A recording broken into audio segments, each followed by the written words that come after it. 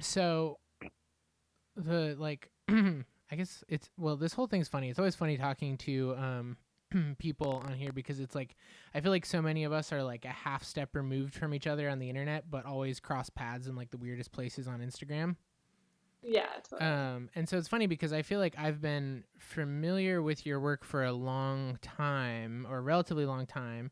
And then all of a sudden, I feel like you just blew up and became like the hottest commodity on the internet. At least from the outside, it went from like, okay, like Kate's good and like sort of one of the good up and coming, slightly underground, DPs to like I don't know. I feel like you can tell when people hit like that hot streak of when everyone's trying to get them on stuff, and I feel like it seemed like you were on that for a while. I don't know if Yeah. you're still on that. What was your sort of experience with that? Like, did it feel like that to you? Um, yeah, it still feels like that, which is nice. I mean, I took like 2 months to do a feature, so I'm trying to get back into doing more commercial work and stuff. And I've been getting, I mean, I signed with a new agency, so like I moved to artistry, and that has been awesome. I mean, they're really great. So there's just been new doors opening through that, and like directors I haven't worked with and companies I haven't worked with that I've been reaching out and stuff. So yeah, I think there's been like a few commercial pieces that I've done that have kind of taken taken things to like the next step or something. Yeah. Do you Um, do you feel like there was anything in particular where like you started turning that corner of like was there a project or something that you felt like suddenly picked up your visibility and like popularity? um, I mean, I've told a lot of people I feel like I can't really say there's like one project that I feel like made me skyrocket or anything. I feel like it's been a gradual increase or like it's been a lot of work and just like doing a lot of projects, but I would say maybe like the Valvoline commercial has kind of stood out, at least from commercial work, because especially since I haven't done any like car stuff or anything like that before, it's kind of opened up some new doors into doing like those kind of commercials. And then the Powerade spot that I did is like opening some doors into doing more like sports stuff and um, yeah. So I think if anything, I've had to choose like those two. Yeah. I feel like I was just quickly trying to pull back through some of the older stuff on your Vimeo. Because I feel like it was, to me, the thing that stood out was I feel like it was right around the time, and I don't know if these are even close together projects, but Mm-hmm. the Let's Get Things Moving and Yeah, the Halsey piece were yeah, two that I that's felt true. like that was also sort of an area where you seem to get like super busy for a while in there. Totally. No, that is true. I mean, yeah, that commercial with Dan was like one of the first commercials that I felt like I had done something like really cinematic. And then the Halsey video, she kind of blew up right after that too. So like when we were shooting her, the producers were saying like, like saying how much she's gonna blow up and how she has all this going for her, and you kind of like you're not totally sure if that's always gonna happen because being a pop star is like one of the hardest things. But then Mm-hmm. she really blew up after that. So I mean, that kind of helped in my advantage too, I guess. But Yeah. but yeah, yeah. So how do you feel about where you're at now relative to maybe where you were at that couple years ago before all that took off? Um, I feel I feel good with where I'm at. I'm glad that I got a feature under my belt and I did it at like the right time because like I remember like years ago I'd always say like I wanted to shoot a feature before I was 30 and like I kind of like not like put pressure on myself but like you kind of have these like goals set for yourself and it's a competitive industry and you're constantly like comparing yourself to other people. So but I realized like at one point there's just no rush in doing features. Like it's a lot better to do it when you just feel ready and you feel like you're gonna like kill it and be really comfortable on set and everything. Mm-hmm. So I was yeah, so I was like reading scripts for a while and finally found a project that I felt like I could really like put my thumbprint on and felt connected to. So I feel glad that I did that. And now, now I feel like I'm just able to get really picky with stuff, which is really nice, and say no to things, which just feels kind of good sometimes. Like, just be very like honed in on the specific kind of work I want to do. So it feels good. Yeah, that's cool. So, excuse me, for people who maybe haven't kept as close tabs, when did you shoot the feature? I shot the feature in April, like pretty much the whole month of April. Cool. And can you talk sort of a little bit about that experience, I guess? Because I feel like there's a lot of people who would love to do a feature and sort of live in commercial world and whatever. And I feel like it's always an interesting experience sort of tackling a feature for the first time. Yeah. And was that your first feature? Yeah, it was. And so how did you, I don't know, how did you feel about that? Like, did you feel well equipped and confident in yourself throughout it? Or was it, I don't know, how'd you feel? I did, yeah. I had done like two like around 50-minute projects. One of them was like a very long short. It was almost borderline a feature because it's kind of a weird length. And then I had done this other Before Mars was like that was a 7-day shoot, but kind of just felt like long form. So I I felt pretty confident in the fact that like I wouldn't get like too tired or anything like that.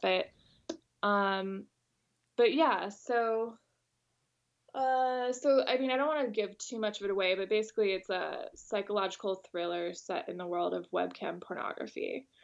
And it was different than any other experience because me and the director were just like, you don't have like an agency, you don't have a client, you don't have anybody like giving you any other input into how you're going to make this. Mm-hmm. So the director just spent like a whole month making a shot list that we just went over and over to try to just cover things in an interesting and unique way, and also just really emphasize how the character is feeling because it's so much about like this lead character and her psychology and everything. So it was just cool. I felt like it was much more rewarding. Like I felt like you just without anyone else's input, like everything you're deciding to do is just between like you and the director, and it's just a really cool collaboration. Yeah. Do you feel like was it an easy transition for you? I mean, and so you had Before Mars and some other things under your belt, but to think about sort of creating and executing a vision in that longer form world, if that makes any sense? Was it easy? Well, I mean, I guess like, there's sort of a level to where when you're in like shorter form commercial world, I feel like you can sort of get away with a lot because it doesn't like it's such a small contained thing, and I Yeah, feel like to make something that feels consistent and has a voice and a vision to it across like a feature length thing is a very different thing than making like 30 seconds of shots that you can cut together. Um totally. Yeah. and so how did you feel about that? Yeah, it is it's totally different. I mean, especially when you're shooting something. I mean, obviously you shoot everything like out of order, but like the first week you're establishing the look of this movie, and it could be like you shooting the end of the movie, and you just have to make sure like everything is going to be consistent throughout. And it's like a little bit daunting, but I think we kind of just got into the flow. You realize quickly like the style and the language of the cinematography in the movie, and then you just kind of like continue to do some of those things. Like, we played with like doing some zooms. We did like a couple like Steadicam oneers for some scenes, and um, some dolly with zooms. Like we tried to do some interesting sort of coverage and stuff. But the cool thing about the cinematography was that I could do. There's basically two worlds in the movie. There's the webcam world, and then there's like the real world. So the real world, I got to apply much more sort of classical style of coverage and like more natural lighting and stuff like that. And then the webcam world was just a bit more like colorful and bold and kind of more experimental and like weirder camera movement and angles and stuff. Yeah. Um, so it was like a cool mix of both things. But yeah, it was definitely different. I mean, commercials, you can just get away with like having cool visuals, but you're not trying to like tell a story, and you're not trying to get like the best performance, you know, and like dialogue is like a whole other element of like how do you keep like dialogue scenes interesting, especially if there's a lot of dialogue. So yeah, so it was a different approach, but I think we still tried to keep everything kind of fresh and original. Yeah. Did you feel like you had to sort of like build yourself a Bible on some level, or of like these are almost the rules and edges to this world and to this feature, and this is what I'm going to try to stick to? Or were you able to sort of just have a sense of what you were going for and just play it by ear as you went? Whether that's like, for these scenes we're always, keeping key and shadows at these levels, or whatever that may mean, but like something that you had to build yourself edges to, like these are the rules of this world for the extent of this feature. Yeah. Yeah, I think that there were. I think there was less rules in like all the webcamming stuff, and I tried to um do like some front lighting and like some stuff that like is not like the most like typical way that I would maybe light something. So that was fun. And then yeah, it kind of went scene by scene. There were like specific scenes where we would always want it to be in like a two shot, or like the lead actor would like never be in a single, like things that we kind of laid out ahead of time, and made little rules for like each scene. And the director was really good about knowing what he wanted out of each character, and each character that the lead interacted with, and how that was. So yeah. Was there ever a point where you felt like I don't know, that like either something wasn't working visually, or you had something that you really wanted to do but you felt like it didn't make sense in the world, or like that you sort of had to make a like, hey, this, I can't do this sort of call, or like we have to really change our plan for this sort of call? Totally. Yeah. Yeah, so the webcam world where this girl does her camming out of is in this completely made up room. It's like this circular pink room that's circular pink curtains, and everything in the room is pink. Yeah. So we were on the stage for 7 days, and we had never seen this space before. So like when we were building the shot list before, this set was never built. So like the first time we were coming into the set was like, day one, or Mm-hmm. whatever day that was. And it was a little tough, like tougher than I thought, especially because there's not really anywhere to hide lights. I mean, you had to be very specific about where you were hiding lights. And in some ways, you're in there and you kind of feel like you could shoot 360 because like everything is set dressed. But at the same time, like we had a lot of scenes in there, so I wanted to create as much like difference in like lighting and like shooting in different parts of the room so it didn't get repetitive. Mm-hmm. And then I quickly realized that it's very hard to have like any other colors in there except pink. Because like even just like shining like a blue or a yellow, like any kind of lighting onto the pink like curtains, it would just red as pink pretty much. And so, I kind of planned for like a little bit more like dynamic range in color, and it ended up, being a little bit less than I could do. But yeah, it was a little tough, and it's also kind of just like hard to be in a entirely pink room every single day for 7 days. So Yeah. like all kind of lost their minds a little bit. So was there anything that you found that sort of became the saving grace of like, well, all this stuff isn't working, but this is one way that we can sort of mix things up? Or did you have to sort of resign yourself to it being less varied than maybe you wanted? Yeah, I kind of especially given the fact that like there wasn't a lot of room to light, and she has this big TV monitor that she does her webcamming off of. I kind of relied on that as a big light source, but also it does play a huge importance in the film itself and her relationship with it. So having that as like kind of this overpowering light source, was an easy way to light, but it was meaningful too. So Yeah. it was kind of a nice thing to like rely on. And when you were saying you were using the TV to light, were you like literally lighting with the TV, or you were using the TV as motivation for lighting? It was usually motivation. We usually would have a light mat, like a light mat 4 rigged up above it, but it definitely was a light source in some ways. That light mat life. Yeah.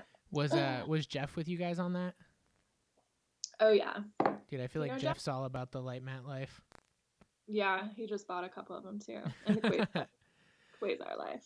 Oh well, you got to be on the Quasar life too. That's like the ongoing inside joke amongst the whole like podcasting and everything is that everyone's just addicted to the Quasars.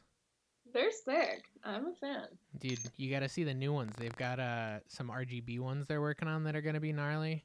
Nice. And they've got new crossfades that are DMXable, but you can also master slave them to each other, and so you can like control one and have it control all of them. Wow, that's awesome. Yeah, they got some cool stuff in the works, but I'm a big fan. We also used a lot of digital Sputniks. That was like one of our main sources of light, but I haven't worked with them before. We basically, the company that funded the film owns a bunch of them, so we pretty much just got all of them for free, and it was like an indie film, so that was kind of like our main light source. Yeah. They were not as punchy as I thought they were going to be, but they're great. Like even just lining up like DS6 with no diffusion is like through a window is beautiful. Yeah. So yeah. The DS6 is really cool. I was sort of like, I'm always torn on it because on a certain level I love the idea of it and like what it can do. I always feel a little bit frustrated with wishing it was a point source because like it's sort of hard to like cut and do interesting hard light things with since you have like the 6 heads. Like it seems like a really good punchy wash, but it's hard to be too like clinically sharp with it compared to like what you can do with like an M18 or something. Oh, for sure. Yeah. It's not the light for everything. And I do wish that we had some bigger HMIs. We had them on a few days, but it's nice to have the options. Like, yeah, they weren't quite as like hard as I wanted. And I feel like I wanted to play with a little bit more hard light on this because my go-to is kind of like, softer light and stuff. And I just kind of wanted to like try some new stuff out. So we did one time I just like we stuck a DS6 inside of a par can, which was kind of cool. And just like front lit somebody with it. And it looks pretty crazy. I bet. For what were sort of the other aesthetic decisions for you as far as like what did you guys do lensing wise on the feature? So I did a test day at Panavision in Hollywood, and they showed me their like new customizable filtrations, like the noirs and the reoptimized, and it was really cool because it's kind of tough to like find a balance between a new lens but with like the qualities of a vintage lens. Mm-hmm. I tend to lean towards vintage lenses, but I also do like a sharp image. So the director specifically said like he didn't want it to be too soft, and we were looking at like references. He did want some sharper new lenses. So I hadn't really heard of these noirs until Panavision mentioned them to me, but basically like it's just an internal filter, and the noirs keep the blacks crunchy, but they bloom the highlights. Mm-hmm. So I put them on the primos because the primos are like pretty sharp but still creamy, and I did noir +1. They come like 1 through 5. So I was surprised like the ones were like if you backlight someone against a window, they were like pretty bloomy already. So really cool. So and who makes the noirs? Panavision. Oh, okay, cool. I was gonna say I hadn't heard of those before, but they sound sick. Yeah, it was amazing actually to compare because like my go-to filter would be like a Locon for a long time. Mm-hmm. And then to compare just a regular Primo with like a Locon in front of it to get the bloomy highlights kind of look like dog shit. Yeah. It was crazy when you compare that with like the noir, just because like you're putting something in front of the lens as opposed to like with inside of the lens. It just looked a lot worse. So yeah, you should check them out. Yeah, I'll have to do that. So you I actually don't know if we can talk about this. We don't have to talk about this if you don't want to, but you had a call before this call that sounded interesting. Can we talk about that at all?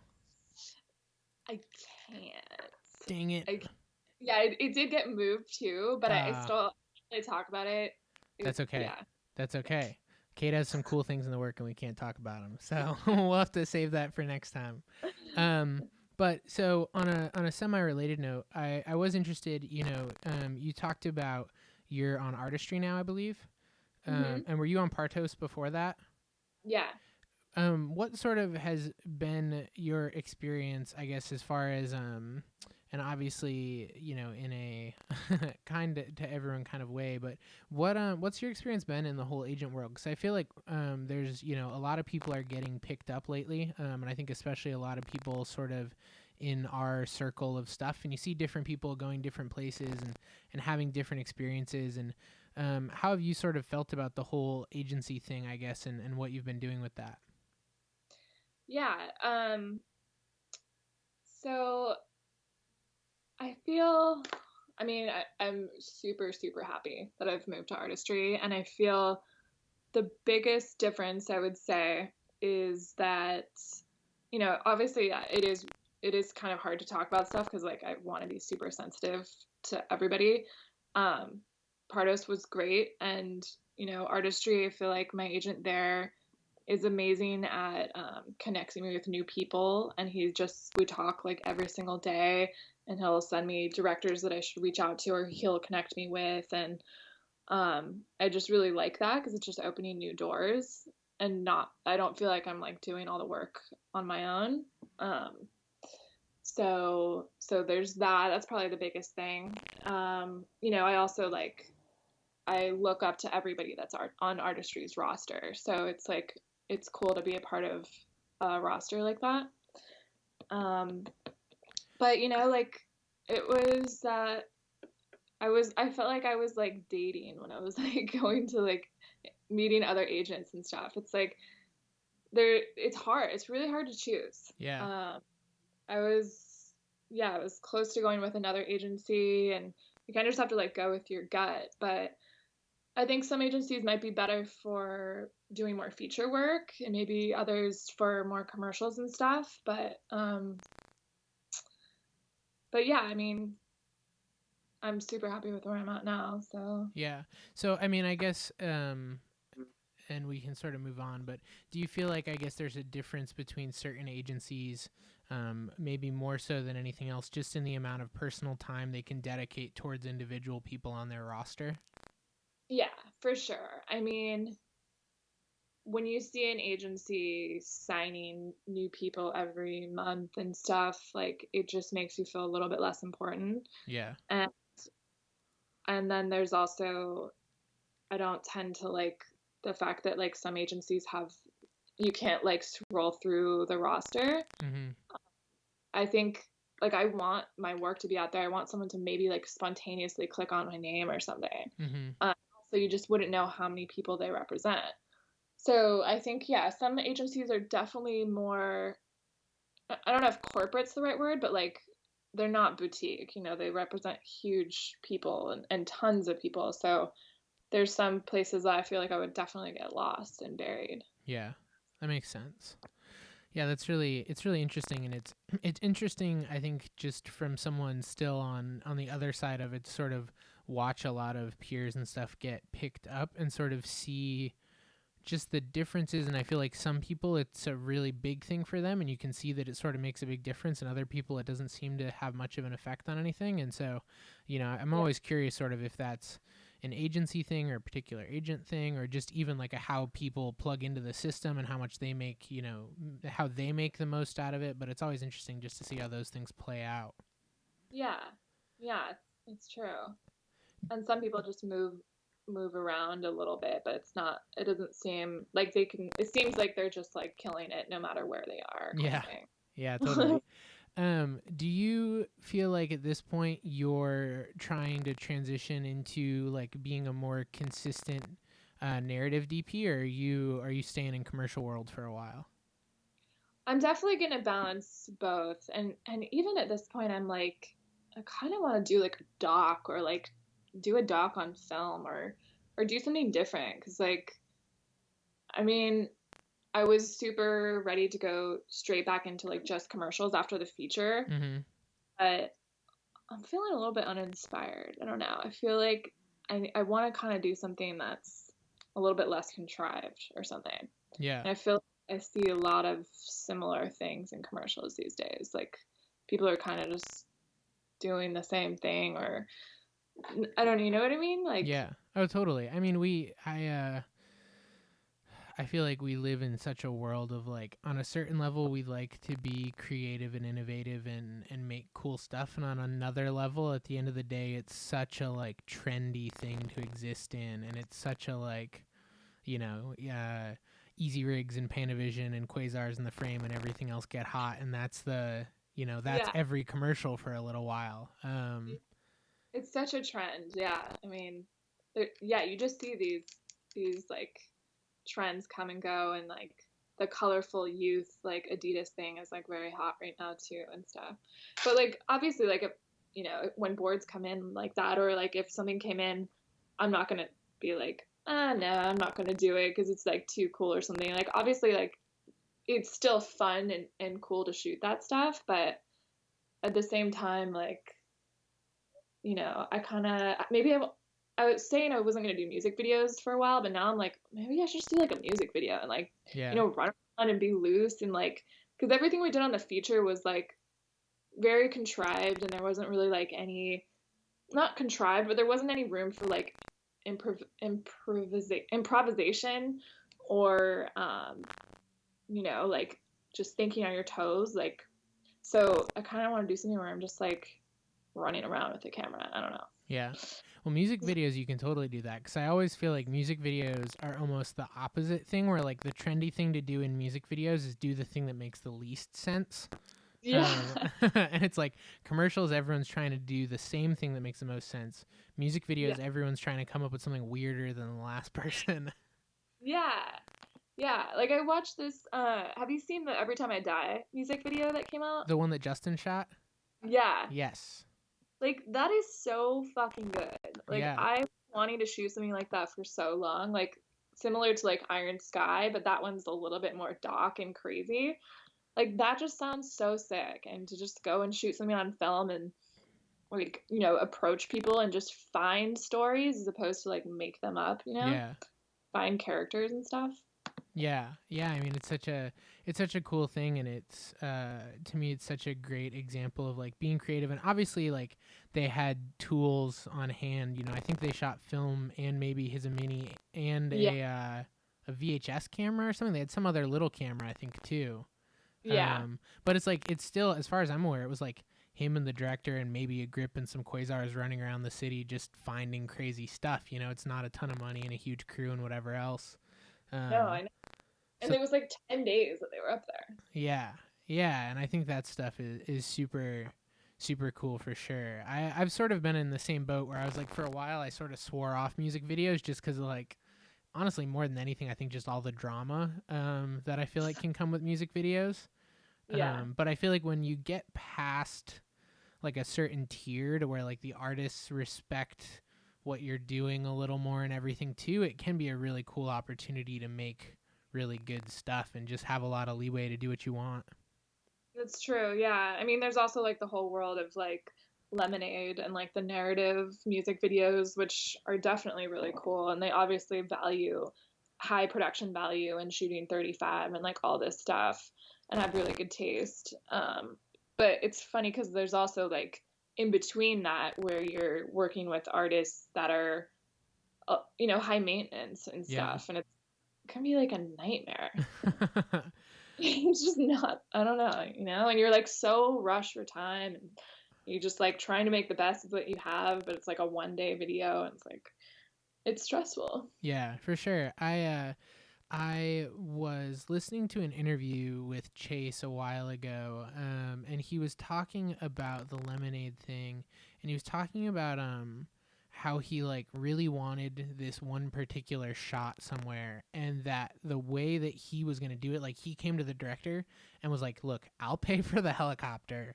Um, And it's like a helicopter in the shot. It's not even like a helicopter shot or something. And he's like, I'll pay for the helicopter and we'll just make this happen because like this needs to happen. And I don't think it did. But I think to me it sort of raised an interesting observation and sort of question for you, which is, have you found many times where you've had something and been like, we just need this, and if sort of I'm the one who has to make it happen, then this is what's going to happen? Or have you not had to run into that much?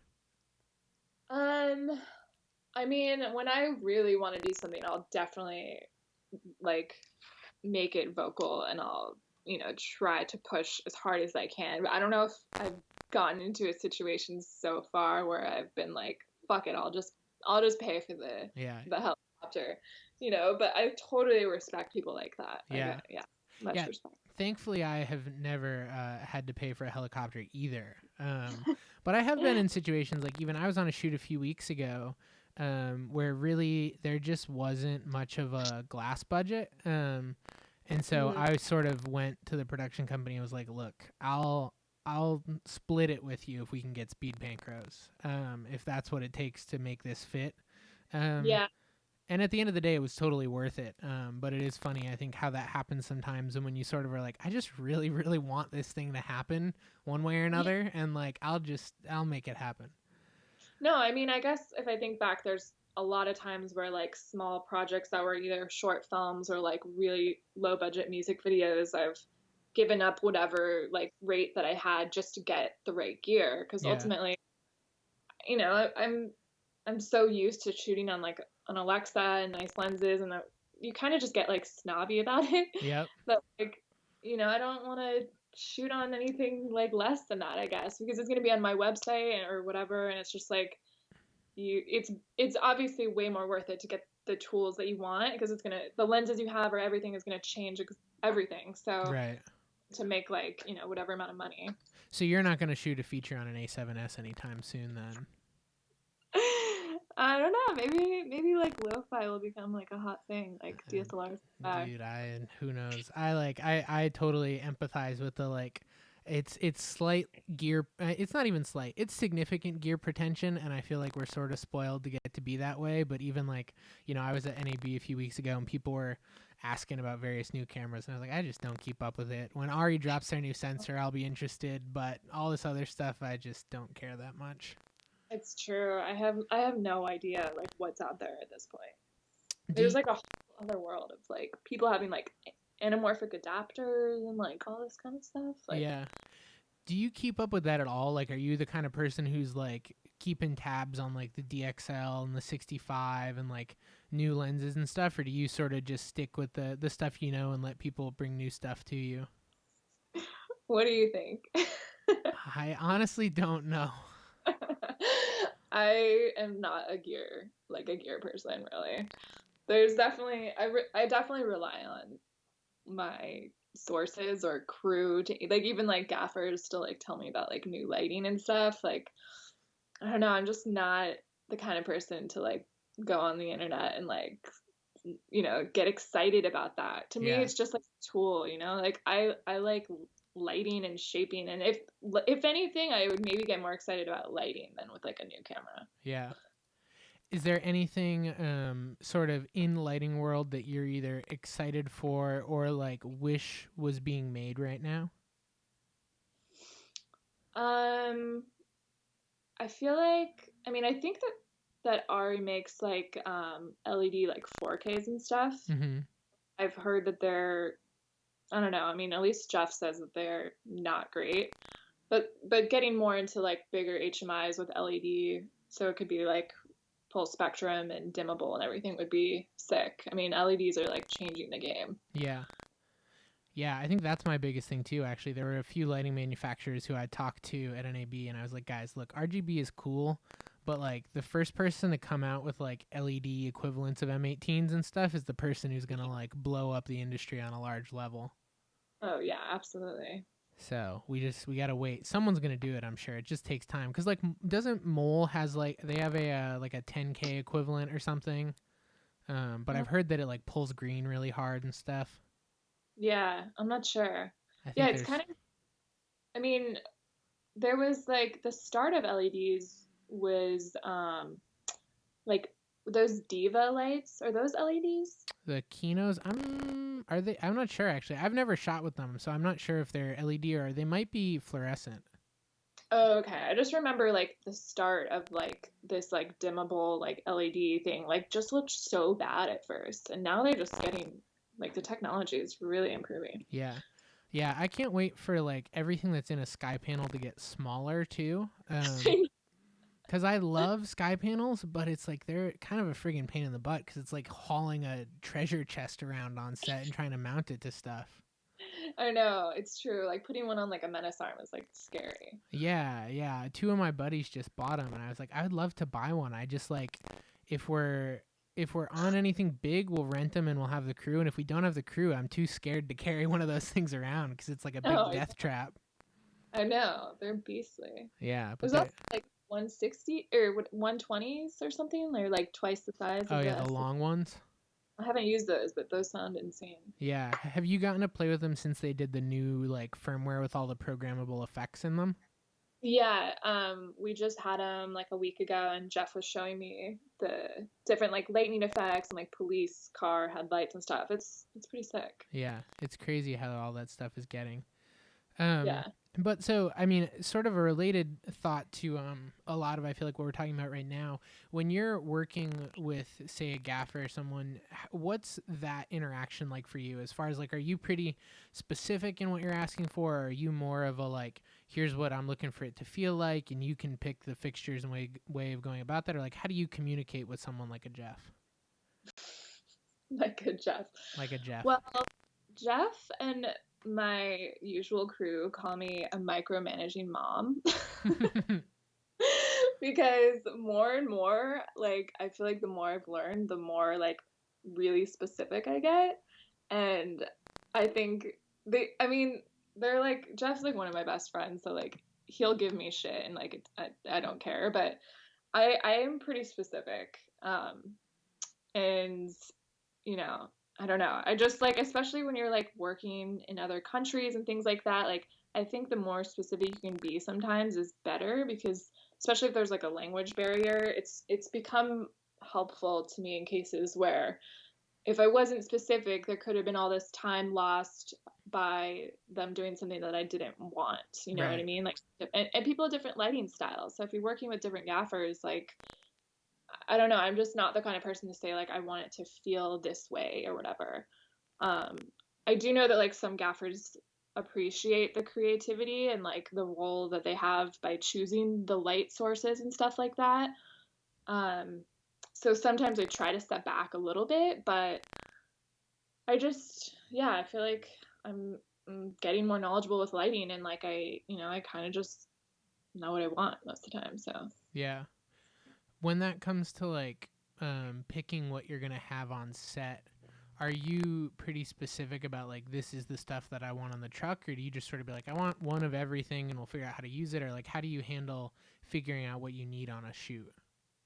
I feel like I'm always like, no matter what the budget, I'm always just like picking the lights that I know I'm going to use. I mean, maybe because I'm just not working with like insane budgets where you can just have everything on the truck, but yeah, I feel like I have to get pretty specific, and sometimes that means making a list before you even get to scout, like a preliminary list and stuff. Yeah. I mean, I have like go-tos, like I love sky panels and things. I do love LED lighting, so So, um, so what's your like go to sort of if someone were like, hey, we're gonna have you shoot a thing that's sort of run of the mill for most of the work you do, average size crew and budget for what you're doing. Like, what are the things that you want to have on set that day? It's super hard to say. I mean, that's like, yeah, I mean, that's hard, but I would say like a couple sky panels, maybe like a 4K or something, and like definitely some light mats. I Yeah. feel like you can do a lot with like that range. Yeah, totally. Yeah, I think I'd agree with that. I don't get to bust out sky panels as much as I wish I did, but I think that like a couple soft lights, whether quasars or light mats or something, and then having either like a few Jolicos or Yeah, M18s or just something hard and punchy and shapeable is nice to have too. true, true. Yeah. Even like park hens I've like fallen in love with again. Because like there's not many lights where you get like a circular like fall off. And Yeah. sometimes it's nice to have like a pool of light. Yeah, totally. Um, so for you with like where you're going forward, do you have anything that's sort of on your relatively short-term agenda that's like the thing that I most need to do next is this in my career to go where I want to go? Um, I would say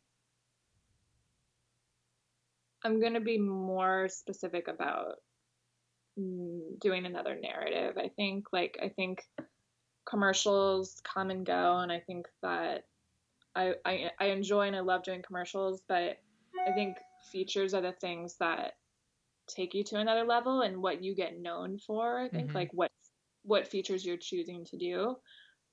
So I have been reading some scripts and stuff, but I kind of want to do something totally different than what I just said. Like I don't want to do a genre piece. Um, yeah. So I feel like if I lock in like maybe one more feature this year that I'm super excited about, I'll be stoked. So more narrative feature stuff is really the immediate goal to get where you want to go. I wouldn't say immediate. I'd say like, maybe one more feature by the end of this year or something. But I'm not like rushing it. If nothing good comes through, I'm not gonna like rush Right. it. Yeah, I mean, I guess when I say immediate goal, less like this is the thing that I need to do tomorrow, but more like, you know, the thing that's on your radar is like I wanna do this. This is one of my next big things that I want to do. I mean, Um, honestly, like I said, I feel like I just like I want to shoot film again. I was shooting like a lot of film at the beginning of the year, and it it just it's so satisfying to me. So I want to try and shoot film again, and maybe like yeah, do something a little bit more docky. And it doesn't have to be like a straight doc, but maybe it's just like a doc style piece kind of thing. And yeah, that that's what makes I'm kind sense. of, yeah. So I have a listener question, which is Did that just come through? no, these get sent in ahead of time, which is Oh, that when you look back at one of your more recent projects, whether that's Powerade, Valvoline, or anything else, how do you see those projects? And are there things that significantly stick out to you as things you wish you had done differently? um, You could just, I mean, you can either, I would say you could either answer that like super generally to just how you look at work on the tail end of it, or it could be more specific to like when you look at a particular project, this is something that sticks out to you. hmm. But in regards to a specific thing I've done, I guess. Yeah, I mean, it's really however you would want to answer that, or you can just say pass. Let's see.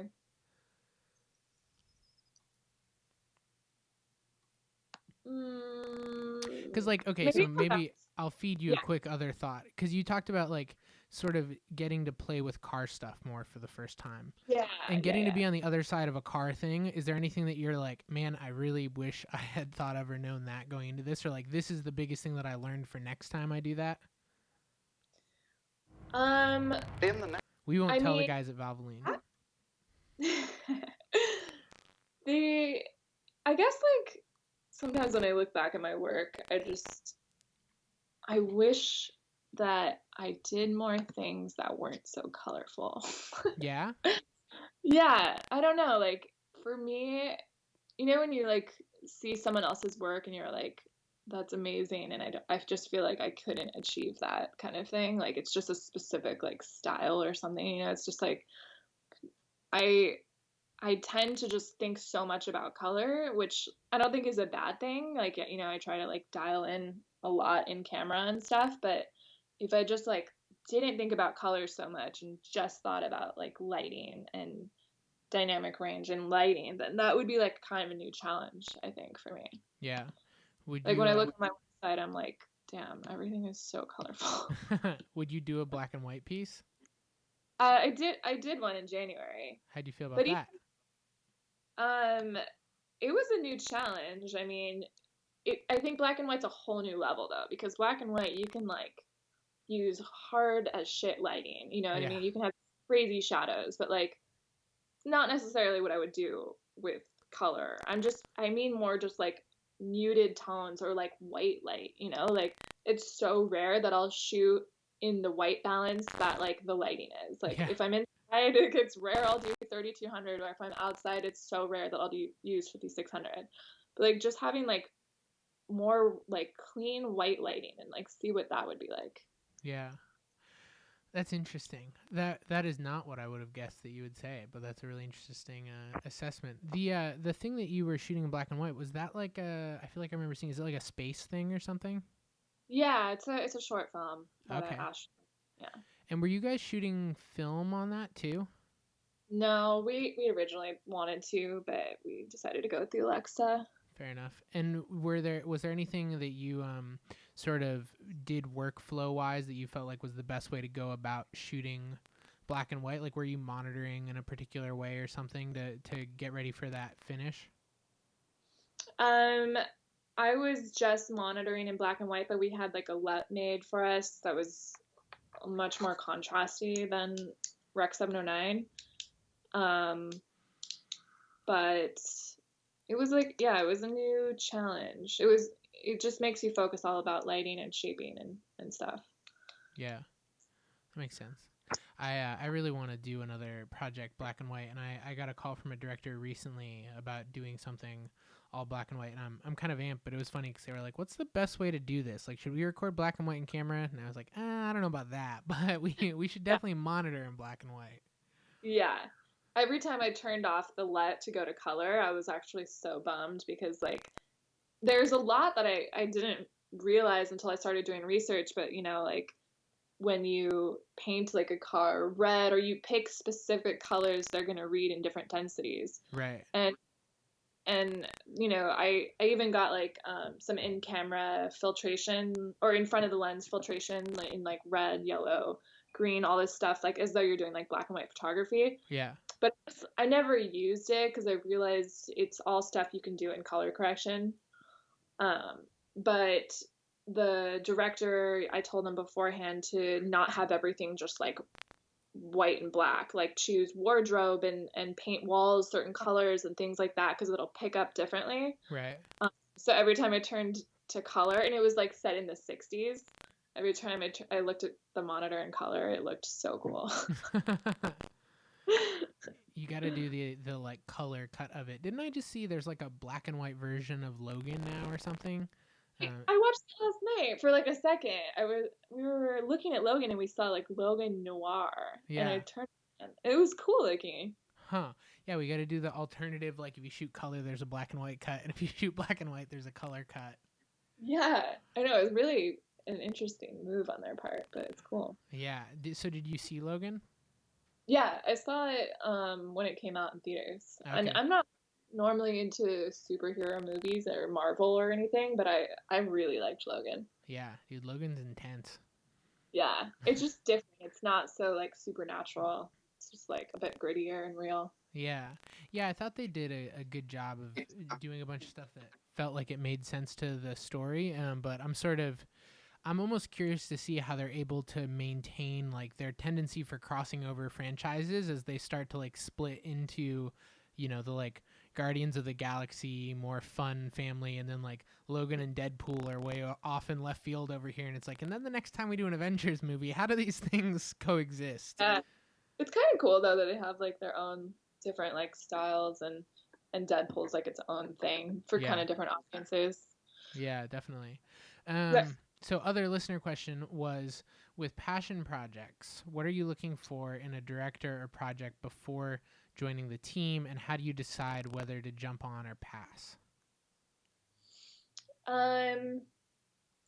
I mean, usually I do like to work with someone that has some body of work, you know, like whatever it is. It doesn't have to be any specific genre of work, but just so I know that they're experienced Mm-hmm. with being on set and stuff. And you know, if it's like a short film, it's just all about the story, you can read a script and it could be amazing, or you're like it could even be like you're a little bit unsure of it, but you have to like trust how the director is going to take that script, and and everything depends on how it's directed, and also like casting choices and things. So it's I would just have to trust the director a lot. Yeah. Because you hate like getting involved in something where you feel like you're kind of stepping in as the director sometimes, when it's like really should be a collaboration. Yeah. But yeah, I think it kind of just depends on like where I'm at too, like I said, I just did like a feature, and so like if something came to me that was like scrappy but like fun and like just maybe, for example, like I'm gonna be doing this dance film that's like very low budget, but it's gonna be hopefully maybe on 35, and it's gonna be super visual. Like I think it depends on what I'm looking at to do next and what I've just done, kind of Yeah. thing. Like if I just came off of doing a bunch of short films, I might like not be so much into doing another one. But yeah, I think just gotta have like a connection with the director too. Like Skype or sit down, have a coffee, and just feel it out. So, I feel like the got to be a good story is a easy and consistent answer. And you don't have to say if you have done this, but theoretically, let's say, would you take a project that maybe isn't the best project, but you really want to work with that director or someone else on that team? Yeah, I think I think a lot of people do that.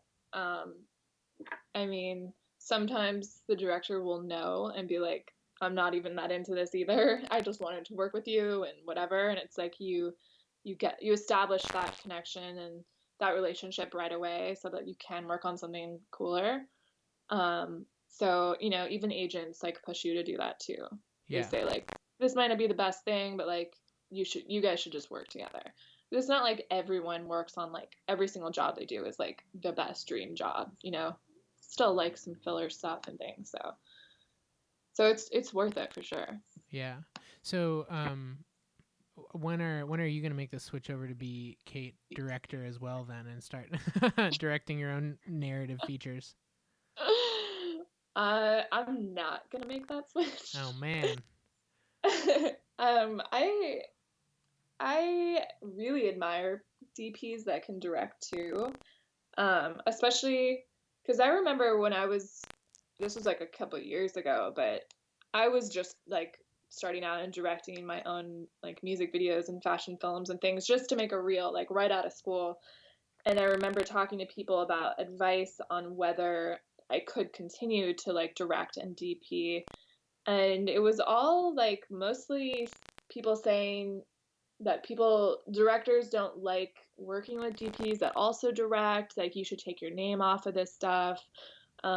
It's harder for people to make it doing both. Like there was always this negative connotation about it. So when I see people succeeding and doing both, like I totally admire that. Yeah. Um, but personally, yeah, I mean, people have asked me to direct things, but I just, for one, I would want to shoot it also. And then I just feel like there's so much pressure in, having both roles and not having someone to collaborate with. Right. So, I think the last thing that I do want to just briefly talk about, which I think is sort of the elephant in the room, but a lot of people did ask it in various forms, is just sort of like what your insight is into being a female working in a predominantly broy industry. And whether that's because I mean, especially I feel like it's been changed. At least I would say, okay. So let me rephrase this. From my perspective, I feel like there's a lot more awareness of the broiness lately.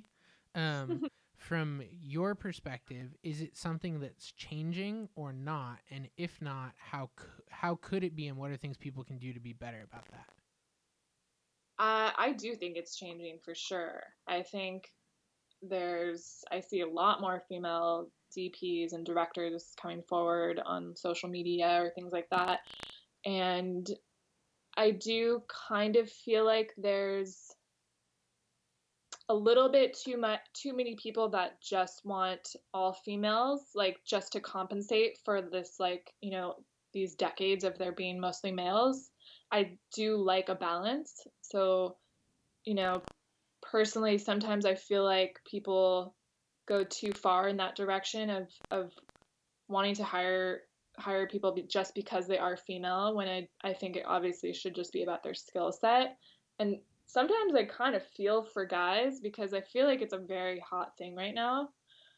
And that's also not, yeah, I mean, that's not fair to guys either. If they are as skilled as another female DP or something, like the female shouldn't get hired just because, you know what I mean? Like Yeah, it totally. just, it's a fine line.